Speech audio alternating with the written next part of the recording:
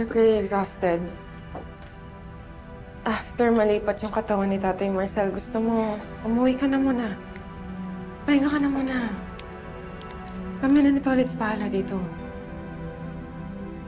Hindi na, Gina. Kaya ko pa. Are you hungry? Orderin kita ng pagkain. Anong gusto mo? Hindi pa ako gutom. I know you're grieving. So lang, baka naman mag-collapse ka kung hindi ka kumain.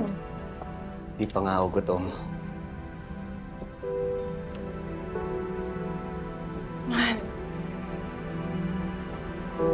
Sorry, makulit ako. I'm just concerned for you. Concern? Ngayon ka pa naging concern? Kanina kailangan ko yung tulong mo. Gina, aanin ko pa yung concern mo. Ngayon, patay na yung tatay ko. Malamig na bangkay na siya ngayon. Umuwi ka na lang. Huwag mo na akong tulungan. Baka magalit na naman yung daddy mo eh. Total, mas mahalaga naman sa'yo yung opinion niya kaysa tulungan ng sarili mong asawa, di ba? Man, alam ko may pagkukulang ako sa'yo.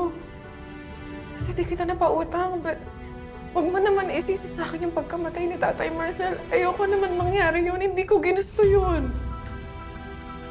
Tsaka na lang tayo mag-usap. Man, huwag mo naman akong iwasan. Baka pag pinatagal natin to, lalong lumala yung problema. Ayusin na natin, please. Huwag mo nga munang ipilit ngayon. Layuan mo muna ako. Gusto ko mapag-isa.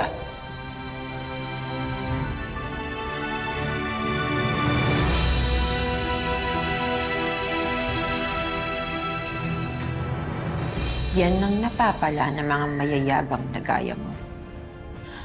But wait, there's more.